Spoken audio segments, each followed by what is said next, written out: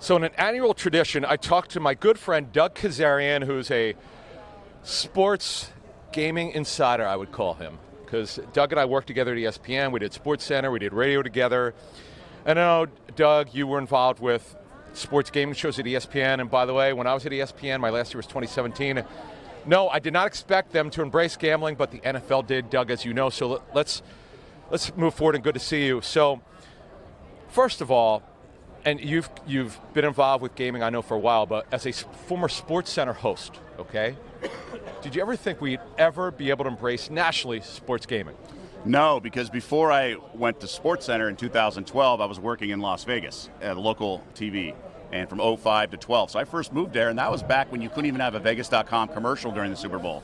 You couldn't promote it. Now, in defense of the NFL, it was a multi-billion-dollar league, and at that time, their commercials were promoting debauchery. What happens in Vegas stays in Vegas. So why would you jeopardize things like that? Now, both parties wisened up, understood the audience, and how to treat it in a very smart, intelligent way, and it's not just like reckless debauchery kind of thing like that. And obviously things have taken off since. But no, I did not anticipate it, and the fact that the league is there now with the Raiders, I think the Golden Knights laid the blueprint obviously first, and it's been so far pretty without many bumps at all. All right, so let's talk about this week's game. Now the line opened at 1.5, I think it's still?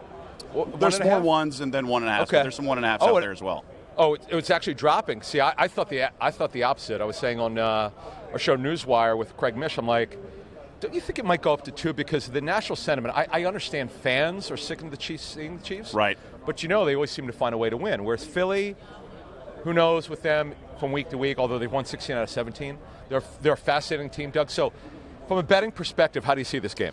So what happened with the market is that it was 1.5, but if the public came in on the Chiefs this weekend because they bet closer to kickoff, then they would move the market because the Super Bowl is the only football game where the house actually cares about the volume because the volume is so high. It actually adjusts the risk that the house has. So the public would do that. But what happened last week is that a very, very respected bettor in Las Vegas bet the Eagles plus 1.5.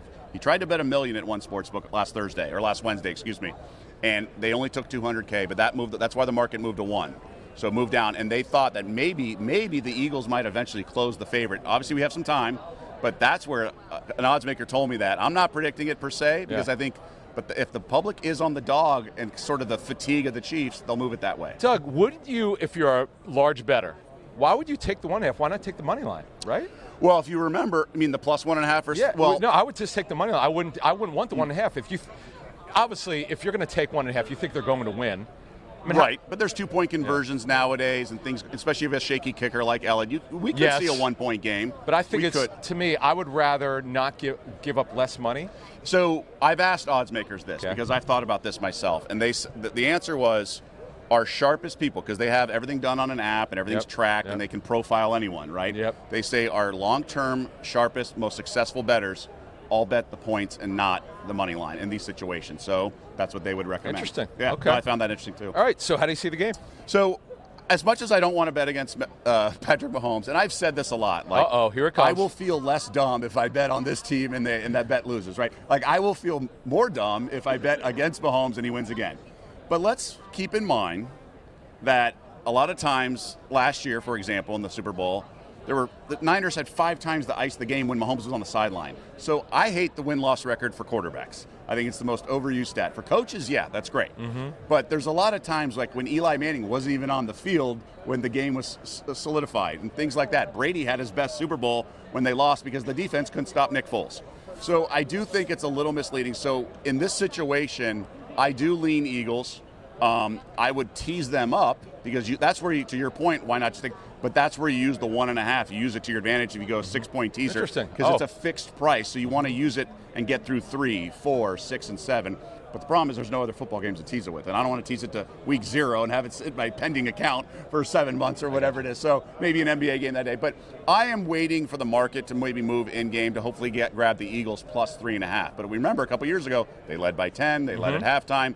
So it's not a guarantee that they don't go wire to wire. But I, to your point, I would look for over 3.5. That's what I did with the AFC title game. It came home with the Bills over 3.5. I think that's the wiser way to play it because the algorithms and all the in-game stuff, they use the closing favorite as sort of the reference point throughout the game. So if you know you have the underdog and that's the side you want, you can get a little greedy and try to thread the needle and get plus 3.5. All right, where can we find you on social media? Yeah, I mean, only, Twitter is at Doug Kezirian, okay. and Instagram as well. But yeah, I mean, just doing my own sort of entrepreneurial world, yes. and still doing betting content, doing stuff awesome. for, my Twitter feed and everything. It's a gotcha. lot of fun. All right, follow him on Twitter, Doug Kezirian. I'm Adam Caplan.